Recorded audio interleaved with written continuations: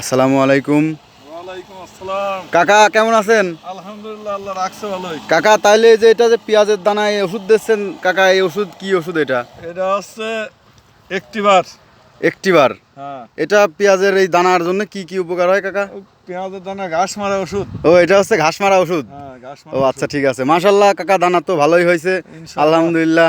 কাকা তাহলে এটা কতখানি জমির জন্য কাকা এই পুরাপুরি দানাটা দিচ্ছেন? এটা কতখানি জমি? দানা দিছি 10 কাঠা জমি।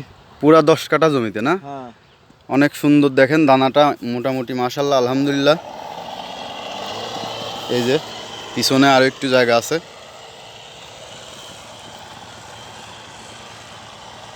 পানি নিয়ে আইসো এদিক। এই যে অটো মেশিনে ওষুধ দেওয়া হচ্ছে, পেঁয়াজের দানার ঘাস মারা ওষুধ।